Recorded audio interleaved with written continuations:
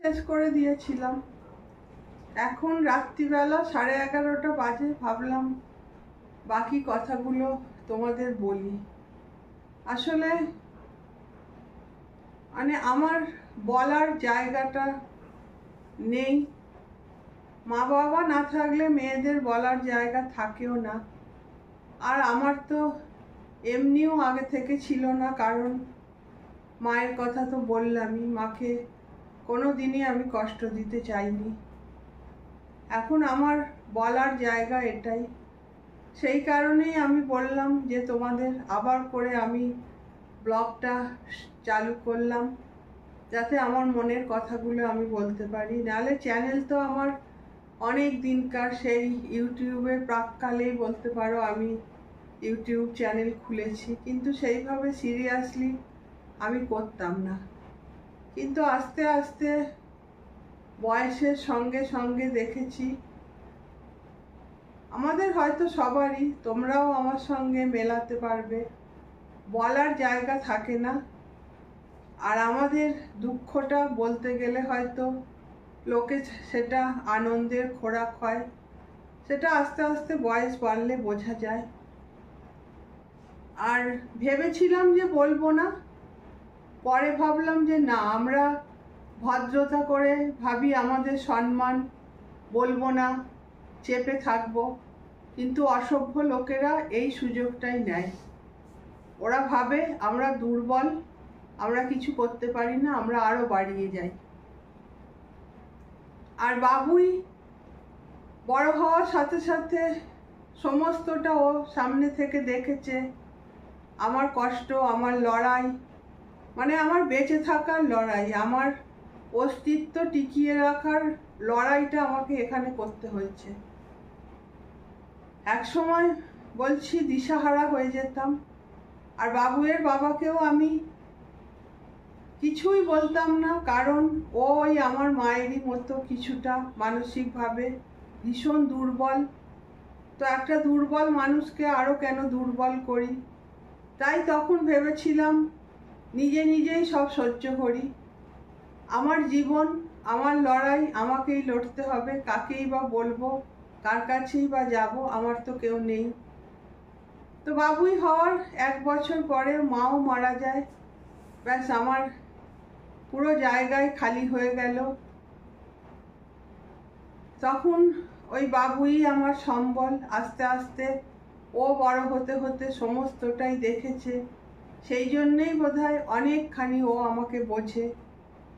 আর এই যে মানুষগুলো, যতটা আমি তোমাদের বললাম, এটা তো একটা মেয়ে সংসারে এটা হয়েই থাকে, শাশুড়ির দ্বারা, ননদের দ্বারা, জায়ের দ্বারা।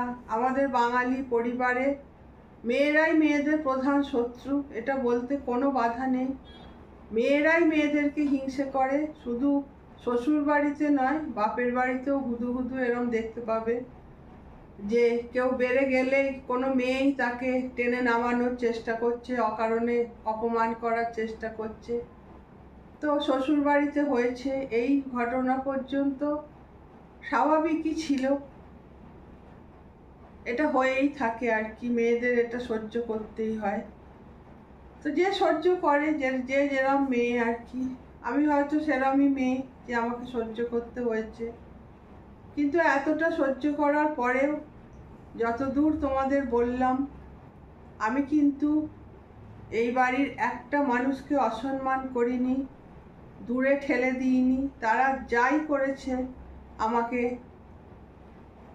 আমি কিন্তু তাদেরকে দেখে যে এসছিলাম, আমার মা যে তাদের দেখে আমাকে এই বাড়িতে পাঠিয়েছিল, একটা দিনও আমি তাদেরকে অসম্মান করিনি, অপমান করিনি। আজও পর্যন্ত কেউ বলতে পারবে না এই মেয়েটা আমার মুখের ওপরে এসে একটা দাঁড়িয়ে কথা বলেছে। আমার কি জানো তো, যতদূর আমি তাকে বোঝাতে পারি তার প্রতি আমার ভালোবাসা, আবেগ আছে, সেই পর্যন্তই আমি তার সঙ্গে কথা বলি। যখন ওই ভালোবাসা, আবেগ আমার তার প্রতি নষ্ট হয়ে যায়, আমি একদম চুপ করে যাই। ঝগড়া করব কারোর সঙ্গে, তর্ক করব, এইগুলো আমি ভাবি যে আমার নিজেকে অপমান করা বলে। কোনোদিনও আমি কেউ এতদিন, আমার বিয়ে হয়েছে প্রায় 28 বছর হতে চললো, পাড়ার লোকও কেউ বলুক তো যে এই মেয়েটা কারুর সঙ্গে শ্বশুরবাড়ির তক্কাতক্কি করেছে কি ঝগড়াঝগড়ি করেছে, উল্টে তারা আমার হয়ে তাদেরকে বুঝিয়ে গেছে। আজও পর্যন্ত এ ওকে বলে, ও তাকে বলে যে হ্যাঁ একটা ওই বাড়িতে মেয়ে এসেছিল। আসলে হিংসেটা যে কিসের আমি বুঝতে পারতাম না, এখন বুঝি। যারাই দেখি যে স্বামী স্ত্রী, এখানে যাদেরই দেখেছি কাউকে দেখিনি তারা সুখী। আমরা দুজনে মিলেমিশে থেকেছি, এটাই কি লোকের হিংসে? আমরা আস্তে আস্তে একদম জিরো থেকে এগিয়েছি দুজনে হাতে হাত মিলিয়ে, এটাই মনে হয় লোকের হিংসে ছিল। আমার তো এটাই মনে হয়। আজও আমি কারণ খুঁজি যে এত রাগের, এত হিংসের আমাদের প্রতি কারণটা কি। তো সেই পর্যন্ত তো গেল, শাশুড়ি মাও বুঝলেন, তিনি চলেও গেলেন। এই পর্যন্ত একটা মেয়ের জীবনে হয়তো স্বাভাবিক তার শাশুড়ি জ্বালাবে, যা তার পেছনে লাগবে, তাকে টিকতে দেবে না। আর আমি আশা থেকে, আমি জানি না কেন আমরা এই বাড়িতে থাকি, সেটা ঠিক পছন্দ নয়। এই সবগুলো আমি নিজে নিজেই ভাবতাম, দেখতাম, কিন্তু ব্যাপারগুলো ঠিক বুঝতাম না। এরপরে আসি, এইবারে অত্যাচারগুলো শোনো তোমরা। আমাদের এই যে বাড়িটা, এটা হলো বাবুয়ের বাবার দাদুর সম্পত্তি। এবার ঠাকুমা তাদের যে যার আলাদা আলাদা পোর্শন একদম নামে নামে লিখে দিয়ে গেছে। আমাদের যে এই পাশের যে পোর্শনটা হয়তো ভালো করে আমি দেখাইনি, দেখলে তোমরা দেখবে দরজা ছিল সেটা বন্ধ, জানলা ছিল সেটা বন্ধ। জানলাটা জানলার মতো আছে কিন্তু পেছন থেকে বন্ধ। ওই পোর্শনটা আমার শাশুড়ি মায়ের নামে আলাদা করে লেখা ছিল। এই আমাদের এই যে এই দিকটা আমি পরে তোমাদের ভালো করে দেখাবো। এই বাড়িটা তো আমি এখনো ভালো করে তোমাদের দেখাইনি। তো ওইটা শাশুড়ি মায়ের ছিল। পরেই আমাদের, আমি বিয়ের পর থেকে শাশুড়ি মার ওই যে বড়, ওইটা একটা বড় ঘর, ওইটা শাশুড়ি মায়ের, এই পোর্শনটা আমাদের, আর ওই দিকের পোর্শনটা ওদের। এবার আমি ওই ঘরেই থাকতাম। আর আমার শাশুড়ি মা তো তোমাদের বললামই। এরপরে একদিন আমাদের মানে সারাদিন করছে আমরা ওই ঘরে কেন থাকি, আমরা চলে আসি। আর সত্যি কথা বলতে কি, কোনো দিন কোনো কিছুতে আমার কোনো লোভ নেই, আজও না। বাবুয়ের বাবা আজও বলতে পারবে না যে ওকে আমি বলেছি আমার একটা গয়না করে দাও, কি আমার একটা দামি শাড়ি লাগবে। আমি এমনি আলু থালু ওই আমার সংসার আর আমার গাছপালা নিয়েই আমি মগ্ন থাকি। কারো সংসারের দিকে কার কি হচ্ছে, কার কি আছে, কোনো কিছুর দিকে আমার আজও মন নেই। এমনকি হয়তো তোমরা বললে বিশ্বাস করবে না, কি মানুষ বিশ্বাস করবে না, টাকা পয়সার দিকেও আমার কোনো লক্ষ্য নেই যে কি হচ্ছে। এই এখন বাবুই বড় হয়েছে, যা করে বাবুই করে। আমি কতদিন ভোর টাকায় হাতও দিই না, ওই টাকা থাকে, ওই দিচ্ছে, ওই খরচা করছে। কি জানি এইসবগুলো আমার কেন জানি না ভালো লাগে না। আমি একটু ওই গাছপালা নিয়ে আর নিজের সংসার নিয়েই মেতে থাকি, কোনো দিকেই আমার কোনো কিছু নেই। তো আমি যখন এরকম সারাদিন ধরে গালাগালি করছে, আমার ঘর ছেড়ে দিতে হবে, সাথে সাথে বাবুয়ের বাবা সন্ধ্যেবেলা যখন এলো বললাম, তো বাবুয়ের বাবা সঙ্গে সঙ্গে একটা ওর বন্ধু আছে তাকে ডেকে মায়ের, শাশুড়ি মায়ের জিনিস সব ওই ঘরে, মানে আমাদের নিচের যে এই ঘরটার নিচে যে ঘরটা, ওই ঘরটায় তখন শাশুড়ি মা থাকতো। বাবুয়ের বাবাকে বলেছিল ওইটা বড় ঘর, অত বড় ঘরে আমি কি করব, তুই থাকিস। তো পরে সবই বুঝি এগুলো উস্কানিমূলক ব্যাপার স্যাপার।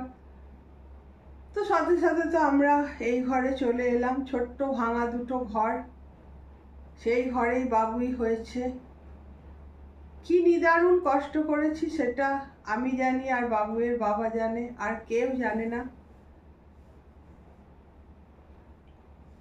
সেইটাই হয়েছে। আমি বুঝি যে আস্তে আস্তে এই যে আমরা একটা জায়গায় পৌঁছাচ্ছি, দুজনের কোনো ঝগড়া নেই, একসঙ্গে হাসি মুখে দুঃখ আনন্দ সব কিছু হাসি মুখে কাটাচ্ছি, এইগুলোই হয়তো মানুষের নিতে পারেনি, সহ্য হয়নি সেই সব দিন।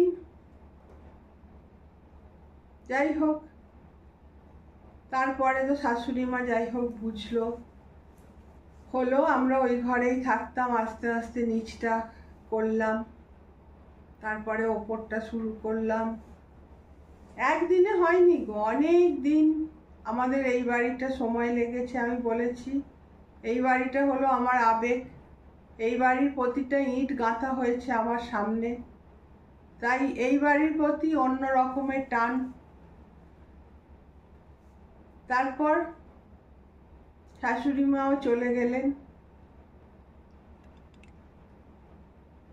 তারপরেই আসল শুরু হলো।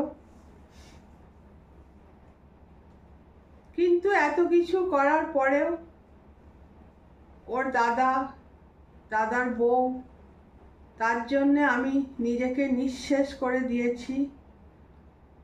আমি বলে বেড়াইনি, তারাই বলে বেরিয়েছে যে আমি নাকি ওদের মেয়ের থেকেও বেশি। বাইরের লোক আমাকে বলেছে, তো যা এই কথা বলেছে, তোমার যা এই কথা বলে তুমি নাকি অনেক করো।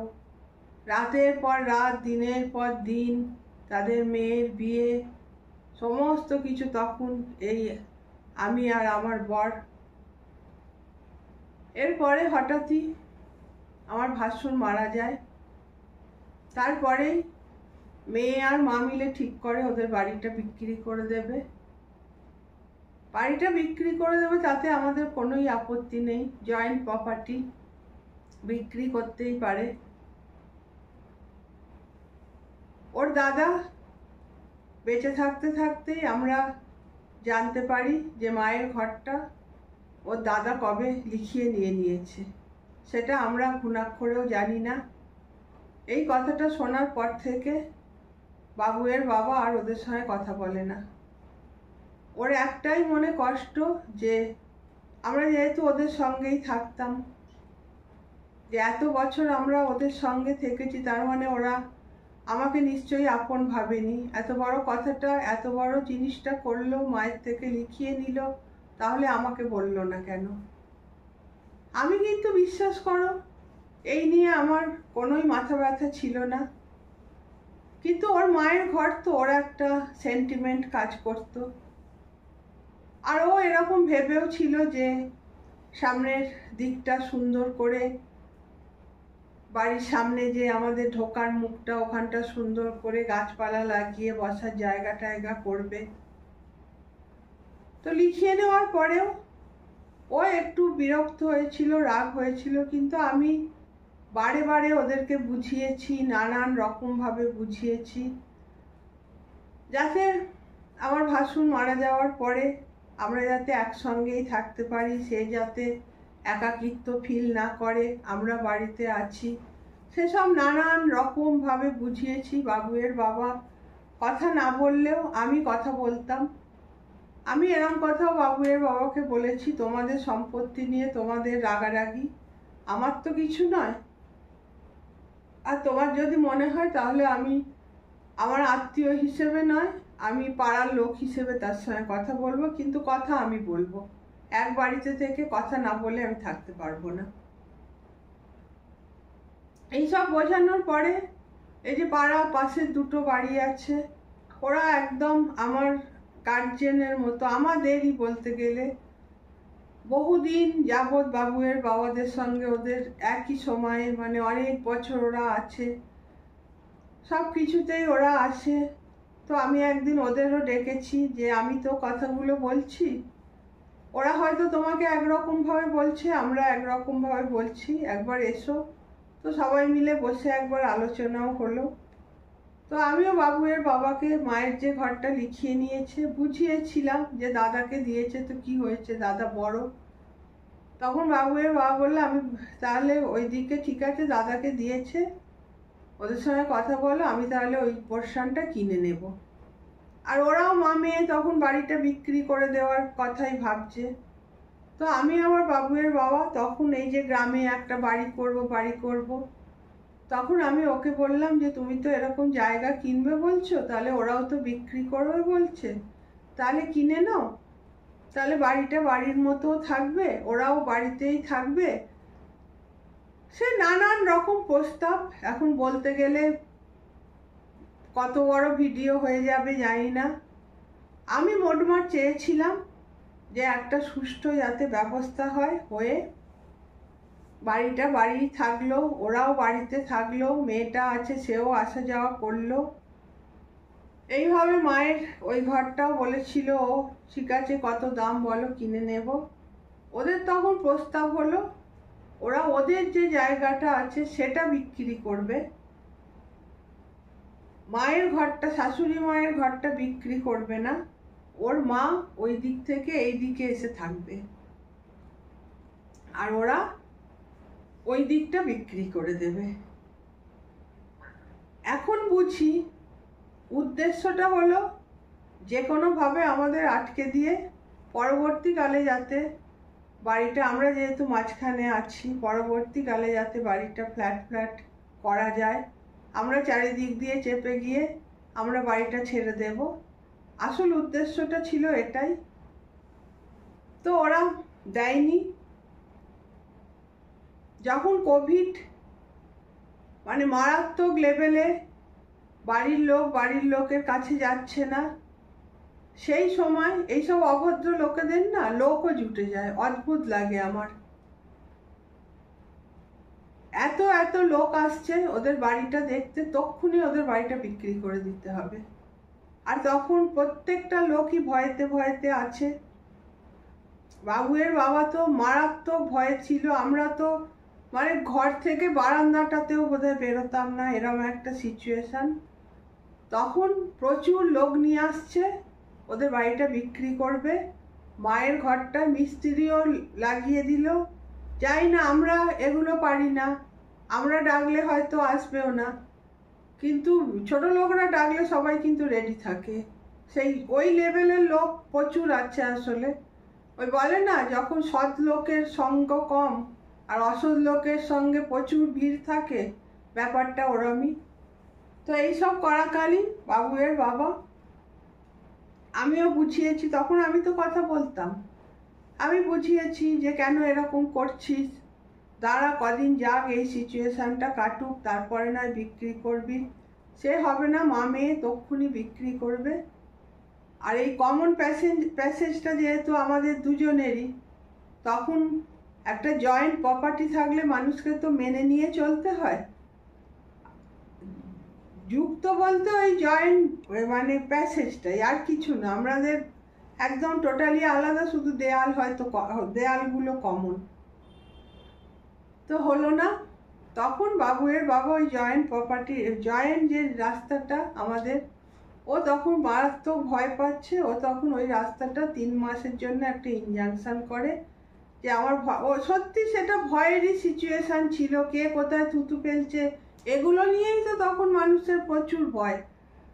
বাড়িতে ঢুকছে, কে কোথায় থুতু ফেলছে, কে কোথায় কি করছে, ও তখন একটা ইনজাংশন করে। এই ইনজাংশনটা করার পরবর্তী পর্যায়ে ওরা বাবুয়ের বাবার নামে একটা ক্রিমিনাল কেস করে দেয়। বাবুয়ের বাবা নাকি ওর মাকে ধরে মারতে গেছে, মেরেছে। এইরকম একটা মহাপাপ, এ তো ভগবানও ছাড়বে না, ছাড়ছে নাও, এখন চোখের সামনে সেসব দেখছি। এইটা করার পর থেকে আমরা যে কি পরিমাণে মানসিকভাবে ভেঙে পড়েছিলাম। বাবুয়ের বাবা তো আর এখানে থাকবেই না, তখন বাবুই সবে আইসিএসসি পরীক্ষা দিয়েছে, সেই বছরই কোভিড হলো। বাবুই যে বছর আইসিএসসি দিল, ও তখন ছোট, মানে রাতের পর রাত বাড়িতে পুলিশ এসছে।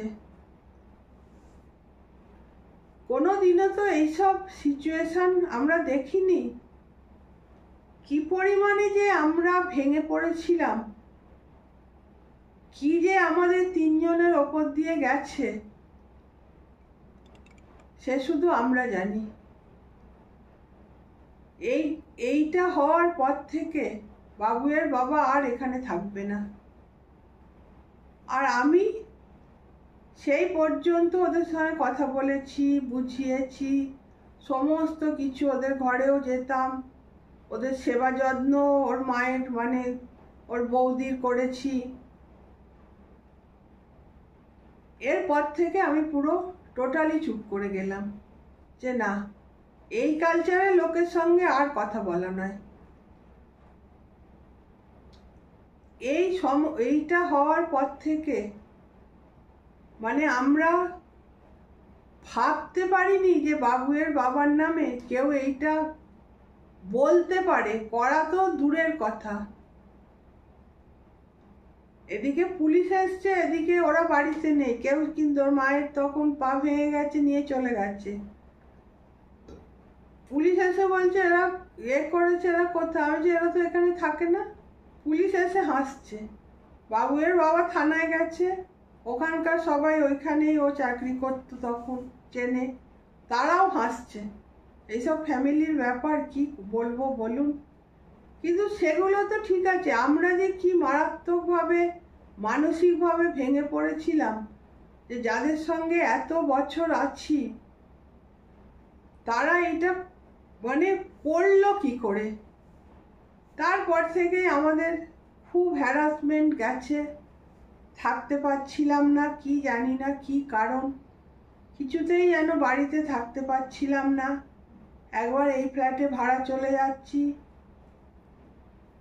আবার ঘুরে কোনোদিনও বাড়ি ছেড়ে তো ভাড়া বাড়িতে থাকিনি। সে নানান রকম আমাদের পর্যায়ে গেছে কষ্ট। এইগুলো করতে করতে তখন বাবুয়ের বাবাকে আমি, আমাদের যে মিটারটা আর কি, ইলেকট্রিক মিটার, যেহেতু ওইটা রাস্তার ধারে মায়ের ঘর, সেহেতু মায়ের ঘরেই আমাদের মিটারটা ছিল। তো আমি বাবুয়ের বাবাকে বললাম এইসব ছাড়ো, যা করেছে করেছে, তুমি আমাদের মিটারটা আমাদের ঘরে নিয়ে এসো। যেই মিটারটা আনতে গেল, সিএসসিতে টাকা পয়সা জমা দিল, সাথে সাথে তার পরের দিনই মিটারটাকে বন্ধ করে দিল। আবার ও সেই দৌড়, মানে মিটার আমাদের আনতে, তার মানে কি সব রকমভাবে আমাদের চেপে দিয়ে আমরা যাতে বাড়িটা ছেড়ে দিয়ে চলে যাই, ওরা ওই বাড়িটা নিয়ে নেবে, ভোগ করবে, নাহলে ফ্ল্যাট করবে, এরকমই একটা সিচুয়েশন তৈরি করে আমাদেরকে চেপে রাখার চেষ্টা করেছিল। কিন্তু মাথার ওপর যে ঈশ্বর আছে, অন্যায় যে সেও সহ্য করে না। যখন মানুষ অন্যায় করা শুরু করে না, তখন এগুলো ভুলে যায়। এরপরে মিটারটা কিছুতেই আমরা মিটার আনতে পারছি না, এই গরম, না তো এসি চালাতে পারছি, হঠাৎ হঠাৎ কারেন্ট চলে যাচ্ছে, এদিকে 10,000, 12,000, 14,000 টাকা পর্যন্ত আমাদের বিল এসছে। আমি বুঝে দেখো, আমি এইসব কথাগুলো না চেপেই রেখেছিলাম, কিন্তু ভাবলাম যে কেন চেপে রাখবো, কেন, অন্যায়টা মানুষকে জানানো দরকার। এরকম এদিকে আমাদের এসিও চলছে না, কিছু না, প্রায় দিন কারেন্ট চলে যাচ্ছে। রাত্রিবেলা তিনজনে ছাদে গিয়ে দিনের পর দিন এই গরমে কাটিয়েছি। ঘরে এসি আছে, এসি চালাতে পারিনি, শুধু অন্য লোকের জন্যে। করতে করতে সবই ঈশ্বরের কৃপা। কিছুতেই ইলেকট্রিক আনতে দিচ্ছে না, যত ব্যবস্থা করে বাবুয়ের বাবা আনতে যাচ্ছে, ওই শয়তান মেয়ে ঠিক এসে কোনো নারী সিএসসির ব্যাপারই আছে, যে কেউ যদি এসে কোনো রকমভাবে কিছু বলে তাহলে সিএসসি আর মিটার দেবে না। এরপরে ওই কেস নিয়ে বাবুয়ের বাবা হাইকোর্টে গেল। এদিকে প্রত্যেকেই বলছে ইলেকট্রিক জল কেউ তো আটকাতে পারে না, কিন্তু ওই সিন ক্রিয়েট করছে আর ইলেকট্রিকটা আমাদের আসছে না করে ওই কেস হাইকোর্টে গিয়ে সেই জিতে আমাদের ইলেকট্রিক এলো। কিন্তু মানসিকভাবে আমি তো প্রচণ্ডই ভেঙে পড়েছিলাম। অভদ্র তো সবাই হতে পারে না, যে অভদ্র সে সবাইকেই ভাবে সে আমার মতো, কিন্তু সত্যি কথা অভদ্র তো সবাই হতে পারে না। আমিও পারিনি, আমিও নিতে পারিনি।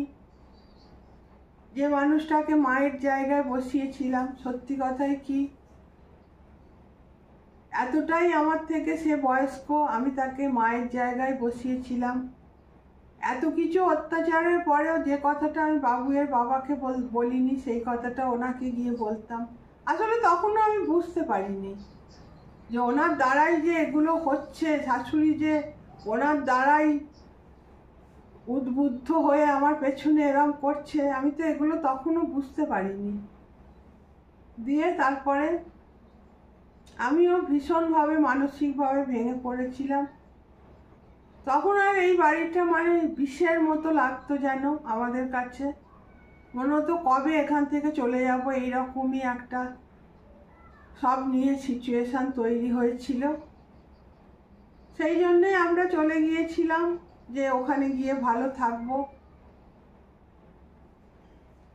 কিন্তু এই বাড়িটার মায়া আমরা কাটাতে পারিনি। ওখানে কি কি অসুবিধা সেগুলো তো তোমাদের বলেইছি। তারপরে আরও ফিরে আসার হলো যেই এই বাড়িটা ছেড়ে গেছি, এবার ঠিক তাই বিভিন্ন সময় ফ্ল্যাট করতে হয় বলে বাবুয়ের বাবার কাছে ফোন যাচ্ছে। এইবার সমস্তটা ক্লিয়ার হয়ে গেল যে আমাদের চেপে রাখার কারণটা কি, সমস্তটা আমরা বুঝে গেলাম একটা কথাতেই। তারপরে জানি না মায়েরই আশীর্বাদ, ওখান থেকে তো এলাম। আমার তো মনে হতো এইসব জায়গাগুলো আমি তোমাদের দেখাবো পরে। আমরা না থাকাকালীন আমাদের বাড়িটা ভেঙে চুরমার করেছিল মায়ের। তখন তো আমাদের লেভেলেই মায়ের ঘরের ছাদটা ছিল, ওইটা আমরা যখন ভাড়া চলে গেছিলাম ওইটা দিয়ে ছাদ দিয়ে লোক ঢুকিয়ে আমাদের দরজা জানলা বন্ধ করেছে ওপাশ থেকে। মানে ভেবেছিল সব রকম ভাবে খুব ভয় পাইয়ে দেবে, ওরা খুব ক্ষমতাবান, ওরা খুব চালাক, আর আমরা কিছুই করতে পারি না, আমরা বোকা, আমাদের কোনোই ক্ষমতা নেই। বোকারা এরকমই ভাবে, অনেক কিছু ভেবে নেয় তারা। যারা বোকা তারা নিজেদের ক্ষমতাবান মনে করে, আর যারা সত্যি যাদের ভেতরে কিছু আছে তারা চুপচাপই থাকে, তারা বেশি আস্ফালন করে না। হ্যাঁ, সময় লেগেছে ইলেকট্রিকটা আনতে, ভালো করে করকে দিয়ে তার আগে গেছে যে কোন সাহসী ইলেকট্রিক আটকেছেন। করলে আমরা আরও কিছু করতে পারতাম, কিন্তু ছেড়ে দিয়েছি। যাদের সঙ্গে এতদিন থেকেছি, যাদেরকে দেখে আমিও এসছি, তাদের সঙ্গে অভদ্রতা তারা করেছে বলেই আমাকেও করতে হবে, তাহলে তো আমিও ওদের লেভেলে নেমে যাব। সেটা আমরা করতে পারিনি। তো কিছুদিন ওখানে গিয়েছিলাম, কষ্ট করেছি, প্রচুর প্রচুর প্রচুর কষ্ট, অনেক কষ্ট করেছি শান্তিনিকেতনের বাড়িটা করতে। তারপরে এই যে জিনিসপত্র নিয়ে গেছি, তার আগে একবার ফ্ল্যাটে ভাড়া চলে গেছিলাম, সেখানে জিনিসপত্র নিয়ে গেছিলাম, আবার এই বাড়িতে এসছি। লোকে অনেক কথা বলবে, বুঝলে তো, বলে ও লোকে, আমার নিজের লোকেরাই বলে, কিন্তু আমাদের যে কি সিচুয়েশন গেছে, আমরা যে কি সহ্য করেছি সেটা আমরাই জানি। তবে মায়ের অশেষ কৃপা আমাদের মনগুলো এখনো তেমনই আছে। কিছু মানুষকে সত্যিই মন থেকে ঘৃণা করি একদমই, আর জীবনে তাদেরকে চাইও না, তারা যেন একদম আমাদের জীবনে আর না আসে। কিন্তু তবুও আমরা এখনো মানুষকে ভালোবাসি, মানুষের পাশে থাকার চেষ্টা করি। এইটুকুনি মায়ের আশীর্বাদ ছাড়া আর কিছু নয়। এত কষ্ট, এত জটিলতার পরেও মনগুলো আমাদের সুন্দর আছে। আমিও একটা সৎ বর পেয়েছি, একটা সুন্দর ছেলেকে মানুষ করতে পেরেছি। এখন বাবুয়ের যা বয়স, আর খারাপ হওয়ার আমার মনে হয় না, ওর সুযোগ আর আছে। আমি একদম আমার মনের মাধুরী দিয়ে বাবুইকে আমি গড়ে তুলেছি। প্রচণ্ড পরিমাণে ও আমাকে বোঝে।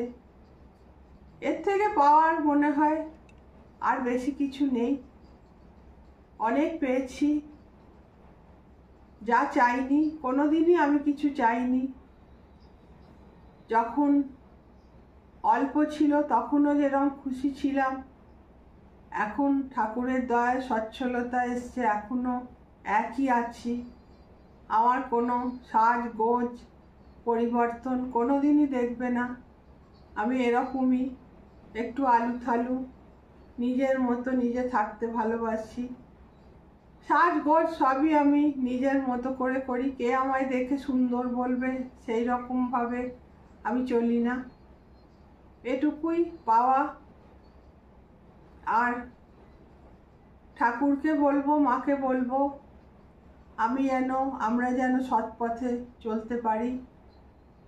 যে যা করেছে, যে যা করলো, সব তুমি দেখছো, আমরাও কি করছি তুমি দেখছো। বিচারটা ওপরেই হবে। তো এই হলো আমার কাহিনী। বলতে গেলে বড় করে এখন অনেক বড় হয়ে যেত, কিন্তু এইটুকু বলতে গিয়ে যে কত সময় চলে গেল আমি নিজেও জানি না। কিন্তু এই কথাগুলো না বললেও না, আমি নিজেকে ঠিক হালকা হতে পারছিলাম না। আর মনে হচ্ছিল তোমাদেরও যেন আমি একটা পর্দা দিয়ে রেখেছি, বুঝতে দিচ্ছি না। তো এই ছোট করে আমি বললাম, এই ঘটনা ঘটেছিল যে কারণে চলে গেছিলাম। তবে এখন আর যাচ্ছি না। এই বাড়ি, আমরা যতদিন বেঁচে আছি এই বাড়ি তো কিছু হবে না। আর বাবুইও, যেহেতু এটা বাবুয়ের জন্মস্থানের প্রতি প্রত্যেকেরই একটা আলাদা ভালোবাসা থাকে, ওরও আছে। ও এই জায়গাটা থাকতে চায় না। তোমরা জানো শান্তিনিকেতনে থাকার সময় কদিন ছাড়াই বাবু এই বাড়িতে চলে আসতো। তো আমার খুব চিন্তা হতো, একা কি খাচ্ছে, কিনে কিনে খাবার খেত। তো এখন আপাতত এখানেই আছি। সেই জন্যে ওই যে 2019-20 থেকে এই বাড়িটার প্রতি একটা বিতৃষ্ণা ধরে গেল না, আর কিছু এই বাড়িতে করব, এগুলো আর ভাবিনি। তারপরে এখন ভাবছি না, আমাদের আবেগটাকে তো আমাদের ছাড়া যাবে না। ওই জন্যেই টুকটাক আরেকটু কিছু যে জায়গাগুলো করার ছিল করছি। সেই কারণেই সব নিয়ে আর কি একটা তালে গোলে চলছিল। আস্তে আস্তে সব ঠিক করে নিচ্ছি। এইবার হয়তো রেগুলার ভিডিও দিতে পারবো, কি একদিন ছাড়া একদিন ভিডিও দেব। তো এইভাবেই জীবনটা চলছে আর কি। তো এখানেই শেষ করলাম। এই ছিল ঘটনা।